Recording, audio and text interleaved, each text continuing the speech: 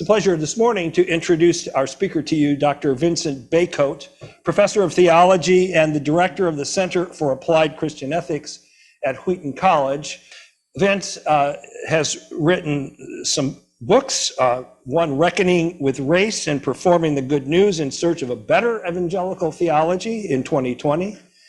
Also, the book that he's working from in his talk today, The Political Disciple, A Theology of Public Life. He's also made lots of contributions to books and written scholarly articles for journals.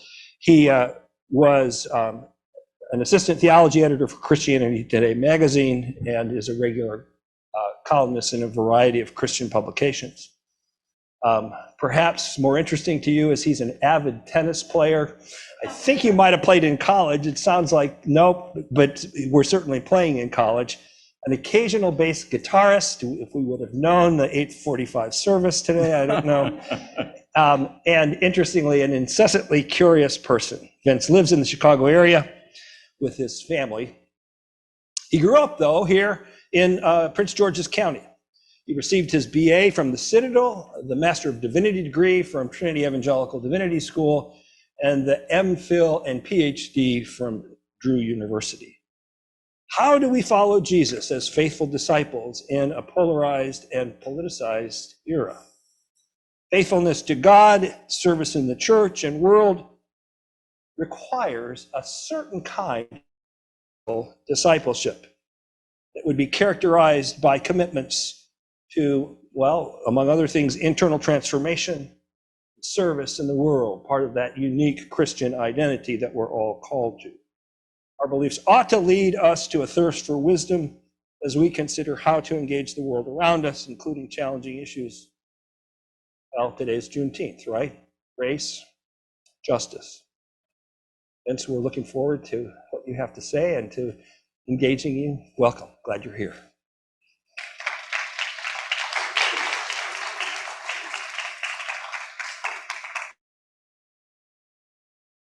Good morning. There's a question I'm going to ask all of you, but not yet. But let me tell you where we're going to go. So I want to talk about, we're going to go from Christian identity and really the implications of that identity for how we're thinking about our public engagement. And I do want to discuss the question of race and sort of our divided moment. And my aspiration, I use the word aspiration because, you know, I'm a professor and a preacher. So this is why I'm using the word aspiration. My aspiration is that we will be able to have something like 20 minutes of conversation about this. The thing is that being a professor and a preacher, when you put these outlines together and you keep putting information into these things, these things have a way of sort of growing as you talk about them. So I'm going to try to resist that expansion and at least give us a good frame that sets up conversation for us together. So it's probably not news to anyone, especially anyone who lives in the Washington metro area. Oh, wait, I'm sorry. That's what I called it when I was growing up. Now people are using this phrase, this acronym DMV. That only meant Department of Motor Vehicles when I was growing up out here. Now I'm like, what is this? Now, I know things happen over time. Developments occur. I get it, but I'm still taking that one on board right now. But if you're in the DMV, Washington metro area, or designation of your choice, I are well aware that we are in a unique time of polarization. It's unique, but I don't want to say that it's necessarily the worst time of polarization that's ever happened. I mean, I think there are a lot of things in world history that have been really bad, that have been polarized times, like the Civil War, for example. But it is a time of great intensity.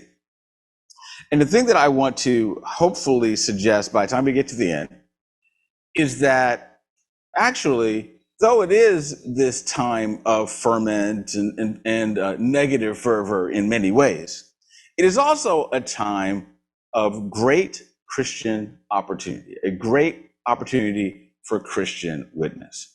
Now, it's easier to get, more attention if you just talk about how the world is falling to pieces and how everything is going to blow up.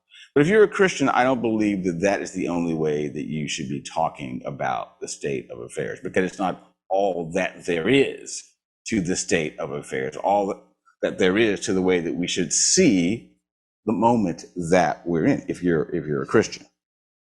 So I want us to get to that place by the end. And what's central to that is this idea of political discipleship.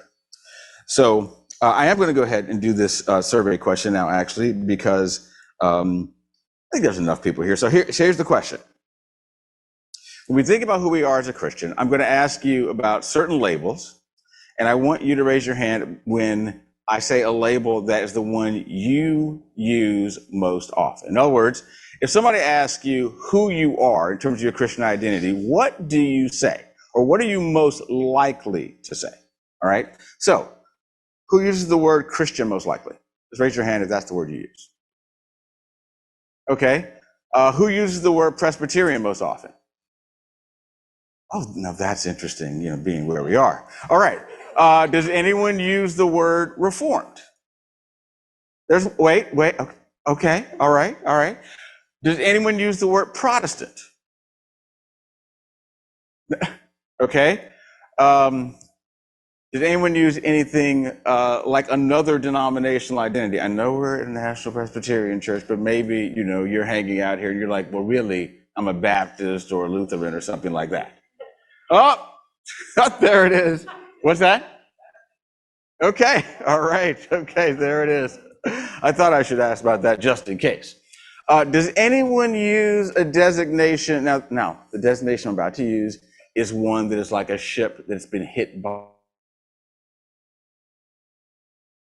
a torpedo. All right. Does anyone use the word evangelical primarily to define themselves? Okay. All right.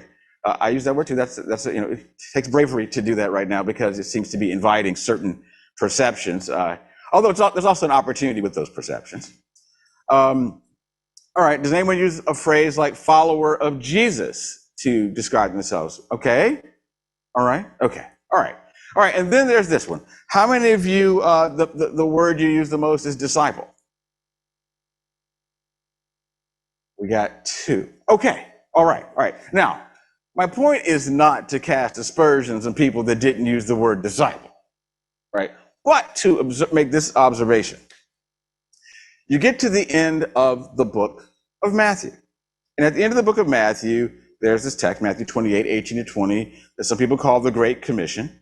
And what does Jesus say to those who were with him before he departs? He tells them to make more disciples, right? Didn't say make converts, didn't say make Christians, didn't say to make particular denominational identities, didn't say make people who are members of the church. All those things are ways that it's worked out. And it's not necessarily that those are bad things, but he does say, make disciples. At least in my upbringing, the way that it wound up working out was people that really took discipleship seriously were like super Christians, right? The people that really cared about their faith. And then there was like everybody else who were churchgoers. I mean, they might be people that were converted. They wanted to be faithful Christians, etc., but they wouldn't use the word disciple necessarily to talk about themselves. But the fact of the matter is that what Jesus wanted is more disciples, right? And a disciple is a person who's basically following Jesus as their rabbi. And what happens when you're following the rabbi? Well, what he says, after he says, make disciples of all nations. What do you do? Okay, so after you baptize them, what do? You teach them, right? You teach them everything that I have commanded. So the point about being a disciple is being a person that's growing more and more into someone that is taught by Jesus. And really to be a Christian, I think, at our best, we certainly need to take our discipleship identity seriously. Now, if we're taking that discipleship identity seriously, it also means that, again, you're following this rabbi. Well, and really, when you think about who that person is, Jesus is not just a rabbi like any other rabbi, because other rabbis didn't die on a cross and then get raised and then ascend to the right hand of God, right? So he's very unique. And what is central to his identity? What is central to who he is already, but who he will be in an undisputed way when he returns? It is the fact that he is a king. And so you are disciples of one who is, yes, a teacher, but also of one who is a king. And if you are a disciple of this king, that also means you are a subject, you are a citizen of his kingdom. And I think one of the important things for us to think about, and it's also an opportunity in the moment, is to think about, what does it mean to take that dimension of my identity seriously? What does it mean to be serious about Jesus being king? Right? He's the only king that's been raised from the dead. Now, and think about this. So when is Jesus living out his incarnation? During the Roman Empire. Okay?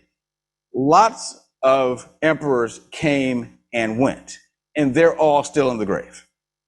Jesus is the only one who conquered death. And there have been other people, other kinds of leaders, whether they are kings, whether they are presidents, whether they are emperors, whether they are sultans, whatever they are, and every single one of them has an expiration date. And none of them have been raised from the dead except for Jesus. And I think the important thing to recognize is that if Jesus is your king, then he ought to have a certain level of priority for you. He ought to be the one who is setting the stage, really setting the table for you for how you ought to be going about your life, for how you ought to be determining what your priorities are, what your loyalties are, what your commitments are. And if that's the case, we always need to be asking, how seriously do I take being a subject of this king? How seriously do I take that? Now, here's one of the things that you cannot avoid if you take being a subject of this king at full strength. What you cannot avoid is politics. Why? Because he's a king. It's a political office. So sometimes there are people, and maybe perhaps especially if you live around here, you might think, you know what I think we need to do? We need to just blow the whistle on this politics business and just do something else. Now, if you mean that you want to do politics differently, then maybe I'm with you. But if you mean I want to be completely apolitical, then I cannot be with you. And the reason I cannot be with you is because I worship a king. I serve a king. That's a political office. And so I have political obligations by virtue of being his subject. There's no escape. There's no escape. So if you want to talk about being differently political, awesome. If you want to talk about being apolitical, well, maybe we need to have some more conversation about how we understand who Jesus is. So I think we need to recognize we cannot escape that. Now, what it also means, because we don't live in the first century, we live in the 21st century, and we live in the 21st century where? In the United States of America. There's a big difference of being a citizen in the United States of America than being a citizen in the Roman Empire. Well, what's the difference? Well, at least what they tell boys and girls in school in the United States of America is, and you know, maybe one day you too can be president of the United States of America. Now, we've had less than 50, okay? So obviously it's not true for most of these children. But What is implicit in saying that is that any citizen can have a level of political participation where you're involved in actually shaping, forming, and voting on and making a difference in terms of things like public policy. You might not be able to be president, but maybe you can be mayor. Maybe you can be president of the town council. Maybe you can run for state government, et cetera, et cetera. In other words, there are possibilities, there are levels of agency available to us in this time that most people have not had in world history. And the question is then, what does it mean to be a citizen of God's kingdom when you're in a context where you have more political agency than people have had in most of world history? How do you take that seriously? And so it's an opportunity that we have. And so I think we ought to not run from that because people do bad jobs with it, but think about how to make the most of it, but also how not to make too much of it. So what can help us to do that? Well, I want us to think about the fact that we have beliefs, one, that orient us to this political responsibility. I want to talk about two of them. And then I also want to talk about what sort of puts the brakes on being overly enthusiastic about political engagement. So what are those beliefs? The first belief is one of the most fundamental beliefs about being a Christian, which is that God is the creator of all things. All right, so how did all this get here? Well, God made it. And when God made it, we read in Genesis chapter 1 that when God made this, God made humans the crown of creation. And as the crown of creation, God gave humans what I like to call, it's not unique to me, but I'm one of those who likes to call it the first Great Commission. People often say, Great Commission, what's that? Matthew 28. Yes, that's the second one. The first one is on the first page of the Bible, which is what? God said, let us make humans in our image and let them do what? Let them have dominion over the created order. Let them rule over the created order. Now, some people don't like the word dominion, by the way, because what they think that means is, hey, you see that rainforest over there? Here's a torch. Do what you like to that rainforest. No, those people are people who are like looking at themselves in the mirror and saying, how can I make my name great and do what I want? If you are responding to this first Great Commission, you know, first of all, it's God's world, not yours, and you are responsible to God for what you do. So it is a stewardship responsibility in this first Great Commission. And I call it a Great Commission because it's having responsibility for the entire world. And part of that responsibility for the entire world includes how we manage our common life together. And a lot of our management of our common life together is what? That's what we call politics. And so we have always had the opportunity and responsibility to have this stewardly activity in God's world, including political life. That's part of what it is to be involved in God's creation. Now, sometimes, or maybe you've heard people say, well, it's great that you say that on page 1. What about page 3 or chapter 3, where the fall happens? Because you know things get bad after the fall. Yes, they do. But do you notice what also happens when the curse is announced? The curse is not a curse to utter futility. Because God doesn't say, remember all that stuff about having children? Sorry, you guys are the end of the road. No, childbirth got complicated. When he talks about the man's work to the ground, he doesn't say, oh, fruitless will be what is coming to you.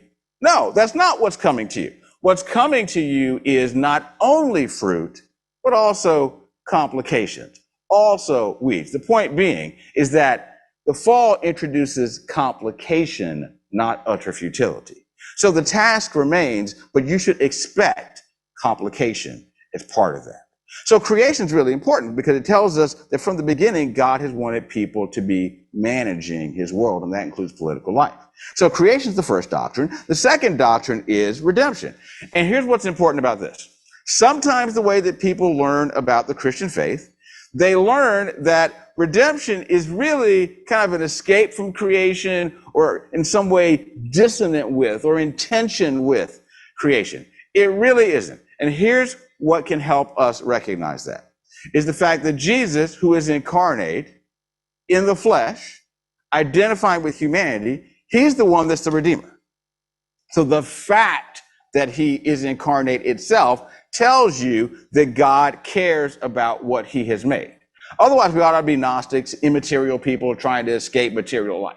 But the fact is that Jesus is in the flesh and he's raised in the flesh. He tells Thomas to touch him. It's not a joke that he's a hologram. He's really somebody. He says, put your fingers here. And this Jesus who is incarnate is also the one who in Colossians 1, verses 16 and 20, this is interesting language. It tells us all things were created by him and for him. And it tells us that what he's accomplishing in redemption, when you get to verse 20, is that everything in heaven and earth is being reconciled through what he does. And the point is then, is that really redemption is about the reclaiming and transformation of creation, not about an escape from the creation. So we really cannot have this dissonance between what God is doing in creation and then saying, well, that's kind of going to hell in a handbasket. Thank God for salvation that gets us out of here, right? It's my ride out of here. No, it's not your ride out of here. Actually, it's helping you understand that God has not given up on what he has made. And if God has not given up on what he has made, then Christians should not be the people that say, oh, too bad about all of this. No, we ought to be the people actually that can be concerned about it, but without being idolatrous in our engagement with it. Now, the important thing that here with creation and redemption, my point is that God has given us this responsibility. The fact that Christ has come and he's incarnate, and the fact that all things are done by him and for him, it tells us that what we do as redeemed people is not avoiding this first commission. It means we can be reconciled to God through him, which means we can be made alive by this work of the Spirit that happens from Pentecost. And now we are people who are being transformed. I like to call it a rehumanization project, where we're able to now be people who in our discipleship, following this Jesus, we can be learning how to be wise. Ask of engaging this first great commission that includes politics. Now, here's what you must understand, though. This opportunity to be stewards of the entire creation is not to be mistaken with what I would call a triumphalistic enterprise. What's a triumphalistic enterprise? It basically means that some of us see so clearly how things ought to be politically, that everybody just needs to just follow what we've got to say. If you just, and if everybody did things according to this particular way of going about political life, we might see the realization of the kingdom of God. If anyone tells you that, run. Because I always like to say, if Paul said he sees through a glass darkly, then what about the rest of us? So none of us sees that clearly, which means that whatever you're thinking about in terms of political engagement, you need to have a big sign on it that's blinking that says subject to revision and refinement at all times. You need to understand it as a grand experimental enterprise. And the goal of that enterprise is not about coming up with the final way that it looks like kingdom life. We don't have enough of a clear vision to do that. But what we can do is look at ways to bring flourishing. We can do that, but we keep refining that. We keep throwing things at a wall. We just keep doing it over and over and over again.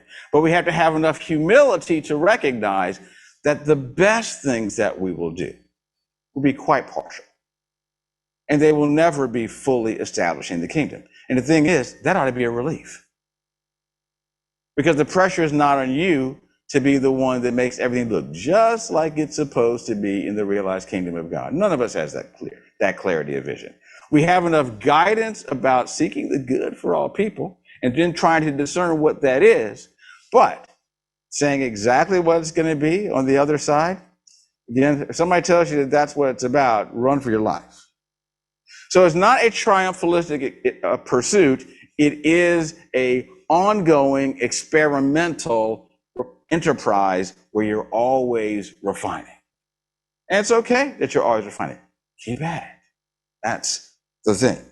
So we're oriented to political responsibility, but it's not a triumphalistic enterprise. I'm going to say that over and over again because sometimes people get concerned about Christians and politics because they think that if Christians get involved in politics, what do Christians want to do? Well, take over the universe, basically, is what they think. And if you take over the universe, then what happens? Once you've taken over the universe, everybody that's not like you, what are you going to do? Oh, kill them is what you're going to do. And if you're not going to kill them, you're at least going to really put a squeeze on them. You're really going to turn the screws on them. You're really going to make them suffer if they're not exactly like you, right? So the point is that people need to understand that Christian engagement is not about taking over the universe. Because if we did take over the universe, then yeah, I mean, don't expect anyone who has that ambition to do a good job. Because really, what they're more enamored of is their vision of what that looks like than their vision of God. They're making that an idol. And of course, you know what the first commandment is. Have no other gods before me. God's not interested in anything taking his place, including whatever approach to politics a person may have.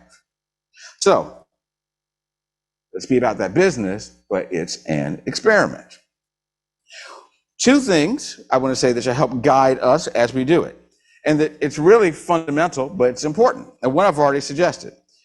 And it comes from the two great commandments. Jesus is asked, what are the two greatest commandments in the law, or the greatest commandment? He says the first is, to love the Lord your God with all your heart, soul, mind, and strength. That's a positive way of saying, have no other gods before me.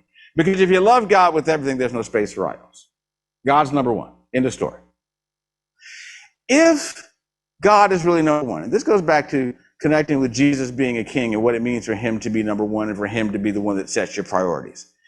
If he is really the one that you're loving with all your heart, soul, mind, and strength, you ought to always be asking this question. Where are the potential idols lurking? Where are they lurking?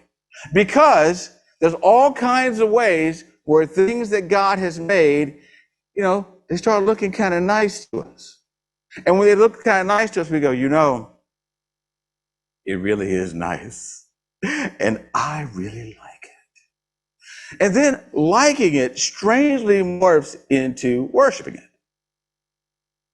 And the point is that if we're taking that first great commandment seriously, we need to always be asking, is there something that has the specter of being an idol? Like political parties, like political figures, like political theories, among other things. There's all kinds of things, houses, cars, people, your job, etc. There's all kinds of things that can be idols. You can like things without them being an idol. But you need to ask whether things are trying to make a move to become an idol, or whether you're becoming susceptible to making something into an idol. It's very, very important. So we have to be thinking about that. Are we looking inward and asking if there are idols or commitments that could become idols? You know what I think one of the problems with our polarization is right now? People in their fear are turning to things that are close to them politically, and they are grasping those things very tightly. And as they grasp those things very tightly, they are essentially making these things idols. And they might think that it's being a Christian that they have in mind, but really it's something other than being a Christian. For some people, you know what that is? It's what they think about this country. Please let me disabuse you of something, which is this. Love America. It's fine. American exceptionalism, kind of hard to argue against. But you know what you also can't argue against is that the Bible says nothing about any Western Hemisphere country. And because it says nothing about any Western Hemisphere country, anybody that tells you that America is somehow God's special nation, like a new Israel or something, they are misguided. That's a strong thing to say when there are a lot of people, perhaps in this town and elsewhere, that think that. What I would say to them is, listen, be a patriot, but don't be a nationalist. If you're a patriot, you love your country, but you can also criticize your country. And you also understand that if you look at world history, every country also has an expiration date. Right? And that none of these things are things to be worshiped. But then second, that whatever you think about this nation did not come for you, be incarnate, die on a cross, and get up for you. No nation is your savior. You have a privilege if you're in a place like the United States of America because we have all kinds of opportunities, things that people have never had. That's great. None of it means we're a new Israel at all. So we have to be wary of, again, making something that's unique and good into something that's idolatrous. So we need to be guided by our love of God above all, so that we have a kind of idolatry alarm that goes off. I always think to myself, people preach sermons about all kinds of things that are problematic. I always like to say, tell me how many sermons you've heard about idolatry, like your entire life, versus all other things you've been warned against. Because the fact is that why did Israel go into exile? Because of idolatry. That's why. Covenantal infidelity. And so that's the big thing. Idols. Number two. Second, he said, second is like it, love your neighbor as yourself. And the important thing I want to say about this is that means when you're thinking about the neighbor, who is your neighbor? Basically, any other image bearer, any other human being. You cannot put an asterisk beside certain humans and say, except for them. Not those people in terms of their political beliefs or their personality or fill in the blank. Please understand. I didn't say it was easy. Because, unfortunately, fortunately and unfortunately, let's put it this way. Fortunately and unfortunately, I'm on Twitter. And sometimes there are interesting things on Twitter. There are articles I wouldn't have been exposed to on Twitter. Sometimes there are things that are really funny on Twitter. But you know what else happens on Twitter? A temptation happens to me on Twitter, which is to say, now, Lord, I know you said, love your neighbor as yourself. But that person? I'm really feeling the asterisk temptation right now. And I'm feeling like I want to call down thunder on those people because they're really bothering me. And I don't like what they're doing. I don't like what they're saying. There's all kinds of things. But here's what it comes down to. It's not up to me to determine who's my neighbor. It's up to God to determine who's my neighbor. And as the parable of the Good Samaritan makes very clear, it's very much including people you don't expect to be your neighbor. It's every other image bearer. There are no exceptions. And one of the things we need to be thinking about when it comes to political life is not just what do I want for myself, love your neighbor as yourself, what's for my flourishing, but how do I see what's happening in public life that is an expression of antagonism of neighbor? It exists for the purpose of being the opposite of neighbor love. Now, you must understand, if you look at my pigmentation, that most of the history of this country has included that by law, if you look like me. First, there's slavery, including human trafficking. And then after slavery, it looks like things are getting kind of interesting after the Civil War, right? Well, that didn't last long. Then you get things like Jim Crow. And here's the whole point. Oh, it's only in the South. No, it's like everywhere. It's everywhere.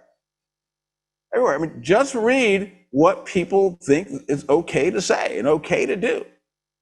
And think about all the Christians that were involved in lynchings. because they thought of what society was supposed to be like. That's most of the history of our country. It's only been less than 60 years since by law I can vote. So the point is that we're a great, exceptional country, but we're also not so great. Which is okay, because why would you expect any nation of human beings, to include people that are sinful, to ever actually really do things that are great? If you really believe that sin is real, it shouldn't surprise you that people do their worst sometimes. So how do we recognize ways, explicit and subtle, that people are being antagonized by neighbor? How are they experiencing the opposite of that? I think that's two things that can really be guiding us as we think about our political engagement. How am I making sure that when I think about myself, when I think about my commitments, that I'm avoiding things that are really worshiping idols and serving them in terms of what I care about politically? And how am I thinking about ways that whatever is happening in terms of political life, that really I'm seeking the good of my neighbors, all of them, and not just the ones that don't have an asterisk by them, if it's up to me. It's very important. Now, what could that look like in our moment? So I'm going to try to do this in 3 minutes. I know, that's right. That's fine. No, it's okay. She laughed, you see. Why did she laugh? Because probably my older brother told her he's not going to get, it's going to take him longer. That's why. I mean, you've probably never met my older brother, but it's fine. I get it. Yes, thank you. So what does it look like in the moment? So it's Juneteenth. Let's use that as an example. We have an opportunity as Christians to lead the way on race and justice. And what I want to say about this is, and I say this particularly as a person who teaches at an evangelical institution and who still uses the word evangelical. Now, I choose when to say it, right? Because, when are you going to get into this long explanatory conversation, etc. But here's the point that I want to make, is that if you're a person who really says that you take these two great commandments seriously, you're really taking this first great commission seriously, then one of the primary ways that you can be seeking the good of God's world in your public engagement is by recognizing how the people of God can be the ones that are leading the way on matters of race. Now, that's not an easy thing to do. It's a very hard thing to do. Have we made some progress? Yes, we have. Have there been things that have happened because I would say very noisy people and some actions in recent years that make some people think that we're going backwards? Yes, there have. But here's what's also happening while there are things that may have gone a little bit backwards. Here's a positive thing. There are more people who are non-white, who are non-minority rather, who actually are more interested and concerned about addressing questions of race than there were 20 years ago, or 30 years ago, or 40 years ago. They're actually willing to say, you know what, we need to do something. We need to consider, but the thing is, that's not as newsworthy as, what happened in Charlottesville or other things that are much more noisy. So while we have these alarmist things, there has been a growth in people who are more concerned about these things. But here's one of the most important things that we need to be aware of if we're going to really lead the way on this. One is that it's going to require a lot of patience and impatience at the same time. Patience because without a revival, it's just not going to happen like that. And last time I checked, we're still waiting for a revival anywhere around the question of race. So without that, it's going to take time at the individual level and in terms of what's happening sociopolitically. But we also have to have impatience that keeps us saying, I really care about love of neighbor. And if I care about love of neighbor, then it means I can't avoid addressing the question of race. But then in that addressing it, it also requires this. It requires maybe more humility than you've ever recognized. Because the fact of the matter is that it's massively complicated, and most people just don't have that much in their toolbox to deal with it. And guess what? It's okay to admit you don't have any tools and to be about the business of acquiring tools. I think one of the reasons people get frustrated about race is that they want to act like they have tools they don't have. And then they're mad that they don't have those tools. And then they revert to other things. And so I just want to encourage a lot of patience with the learning and growth that is necessary amid trying to discern how to move forward. It's an opportunity because people are losing their minds about all kinds of things. Race is one of them. Real quickly, just 3 other things. One, I've kind of said it already, but in this moment, if we take those 2 great commandments seriously, we will hold our political commitments loosely. If you don't believe it's going to save you, then you don't have to grip it so tightly. And you can recognize, by the way, that you don't have to believe that because somebody has a different way of thinking about politics from you, that they're an enemy. They're a devil. Because actually, I always think when people say something about a person from another party, what I want to know is, well, do you know exactly how they got to that position? Do you know their trajectory? Because chances are we usually don't. So we don't know that much. So we need that humility and that commitment to neighbor to say, you know, I have good reasons for the positions I take, but I'm not going to make that a reason for me to then think I have omniscience about other people, because none of us has that.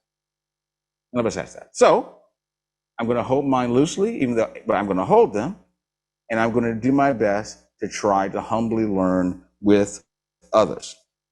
That includes then a commitment to really seek the good of all. If you want to love all of your neighbors, then are you thinking about politics in terms of really seeking the good of all people? And I think the fact of the matter is, that's a really hard thing to do. But it's something that we need to do with prayerful discernment. Because if we're to be thinking about the flourishing of the entire creation and love of all neighbors, we need to be committed to the good of all. Last thing is this. I suggested this earlier. If we are people who have celebrated Easter, where Jesus is risen from the dead, which means he's conquered death, then we need to live like the most hopeful people of all, no matter how dire things look politically. Because a lot of times what some Christians act like is that because things are in a particular way politically, what does it mean? It means that even God cannot handle this. But if Jesus is raised, I think God can handle it. And I think it's important for us in those moments, look, admit it's hard, admit it's distressing, but don't say it's too great for God, because God has conquered death. If you believe in the resurrection, then it ought to inform your disposition, even when you're frustrated about whatever is going on, even when you're distressed about what's going on. And there's a lot that can distress us. But we need to say in the face of all things, but Christ is risen. And God has not given up on his world. And God's committed to his world. And so how am I going to live like that kind of person? Just being a person of hope and general sanity in this moment is itself a witness in a world where people seem to be losing their minds. They've been losing their minds for a while. But what a witnessing opportunity that we have. And we also have an opportunity, for 15 to 20 minutes of questions. So did I reach my ambition? I almost reached my ambition. It's okay. You can all laugh. It's fine. But I do want to hear what you are thinking, which includes questions of elaboration, clarification, questions about whatever. Because there's a lot of things that one can talk about in the midst of this. And I'm very interested to have a conversation with you all. And it looks like we have a question already. Question number 1. Thanks, Professor. Thank you for your expression, triumphant enterprise. Experimental enterprise. Didn't you have no? Triumphalism was one, and experimental was the other. Yeah. So triumphalism means winning. Yes. And I got to go to the celebration yesterday of the Washington Nationals, Brian Zimmerman, and all that. Yeah. And we celebrated winning in the past, and it makes you feel much better than losing in the present, right? Hey, well, we did get the World Series, right? You know, That's right. So yeah. That's right. I went to a Senators game when I was a little kid. So yeah. Oh, so you're old. Yeah. So point is, where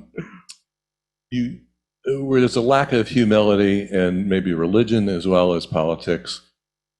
And in my lifetime, I think there's just been a much greater and greater focus in America on winning. Winning. Gordon Gekko. Remember him, character. Right. And that affects our politics as well. And it's not about being triumphant all the time. And when you think about it, Jesus celebrated no triumph in his own lifetime. It all came later with a little bit of patience. But thank you for that expression. Thanks, appreciate it.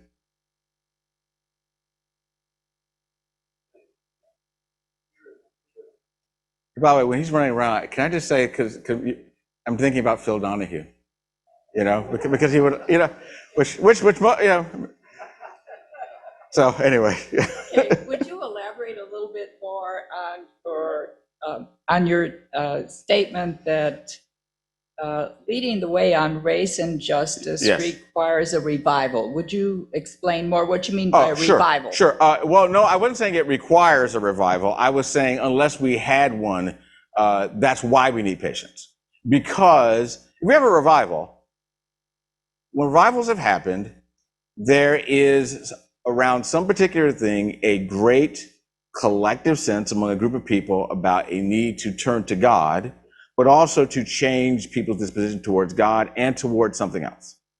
And so if there was a revival around race, it would mean recognizing that there's a great injustice that has been done about antagonizing a group of people on the basis of an identity marker. Now, humans have been doing this ever since, you know, Adam said, "The woman you gave me." But, you know, what has happened around race has been uniquely hostile and virulent, and it's like a virus that keeps morphing and finding ways to function. So, a revival around race would mean that people at all kinds of levels are recognizing there's much to be undone. Because, you know, the question of race isn't just about how you perceive people. It's also about how you build a society and what you do with the way that society is built and all the different implications of what's happened, you know, with the sort of water torture over, like, you know, 300 or 400 years of the effects on a group of people. So, so a revival would mean that there's turning attention to all those dimensions. But actively seeking that and saying that God has compelled us to do this. And what I still see from a lot of well-intending Christians is that, well, why do we need to talk about this?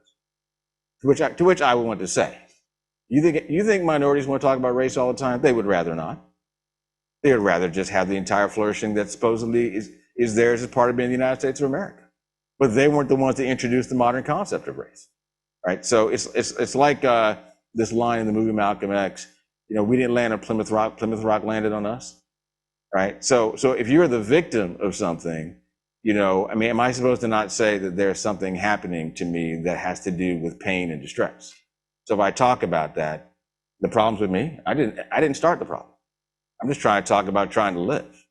Right. So I think that's really part of why we have to address it. I think a lot of people would just rather talk about anything else. But if we really want to seek flourishing, then you have to talk about it. And we certainly need to talk about it during Native Americans.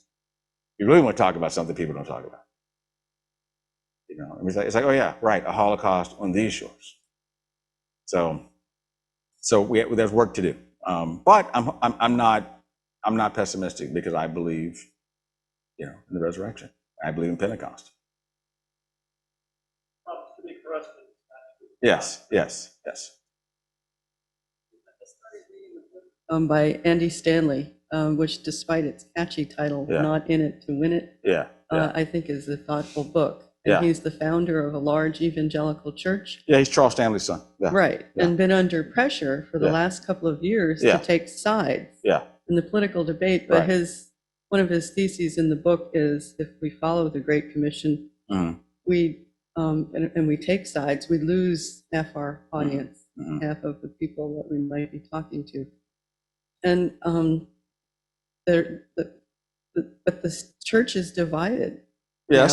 now, and the Yes. Southern Baptist Conference has just discovered that they Yes. have a big problem. And some of my Yes. friends are saying Yes. our Well, institutions yeah. are breaking down, and Yes. Lord Jesus should come and bring an end to the world. Right, And right.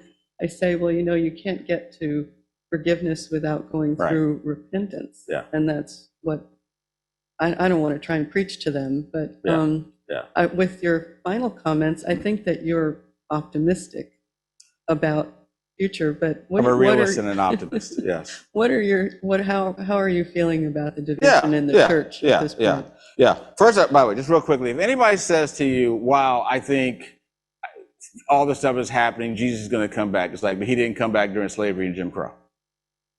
It's like, are you kidding? That's kind of what I want to say sometimes to people. Anyway, it's not just that. There's all kinds of different things that have happened in the world that have been horrible. Why didn't it happen with child labor? Why didn't it? There's all kinds of things. I think, again, there's a lot that if you just look at the particulars, you want to go stick your head in the sand. But on the other hand, if you really believe in the doctrine of sin, are you really surprised that people act like sinners? And that sometimes they find ways to really magnify that in what they do. And if you recognize that Christians, unless you're a Wesleyan in your view of sanctification, this is a Presbyterian church, so I'm assuming you're not, which means you don't believe in this thing called entire sanctification. You believe that people are on a trajectory of growth. There are all kinds of ways that people show you how much they need to grow, or things of which they are unaware in terms of vistas of transformation for them. So I'm not surprised that people reveal ways that they still need to grow. And so I try to look at it that way. But then also, I just think about the fact that in the history of the world, in the history of the church, there have been ebbs and flows. There have been times of things that we might say, oh, it's kind of good and kind of fruitful. And then there are other times where someone might think, well, this is madness, is what you might think. But I shouldn't be surprised by that. I can be distressed by that. I can practice lament about it. But I can't treat it like it's the final word. That's the biggest thing. And so the way I like to think about it, sometimes when I'm preaching about it, I'll go, look, all these things that are terrible that happened, they present themselves as if this is going to be the thing that ends the story. But because of the resurrection, I know that those things always only have a comma after them. There's always a comma. And after a comma, you know something else is coming. And as a Christian, I know there's a comma after all those things until Jesus comes back. So no matter how bad it gets, I know he's coming back. And so I remember there's a comma after those things. And so I look at that. Now, in terms of the practice of Christians, it's one of the things that I want to encourage people to do is to ask the question about what are their real commitments? What do they really worship? And are they able to hold their politics loosely? And honestly, can they decenter whatever their commitment is to the United States or whatever country that they're in? It's very hard for people to do. But who's your king? And do you take that kingship seriously? Because if you take that kingship seriously, you've got to you've got to admit what's an idol. And are people even willing to ask the question about what some idols might be for them, and especially politically? So I think that's a challenge, but it's an important thing to try to encourage people to do. And the point about getting people to think about idols is not so that they won't be involved politically, it's so that they'll be involved with politics differently. Hopefully, but also thinking experimentally and not putting the weight on politics to make everything in the world transform. Because politics can't do that.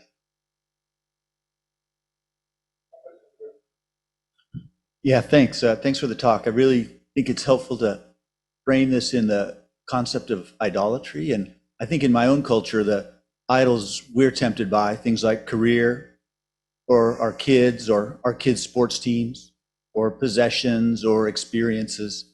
And what seems to distinguish politics is it can be rather than a personal idolatry, it can be a mass movement. Yeah. It can be a Yes. societal Yes. Exactly. thing.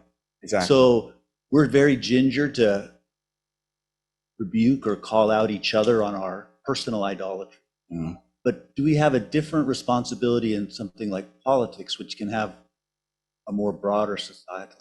I think I'll put it this way.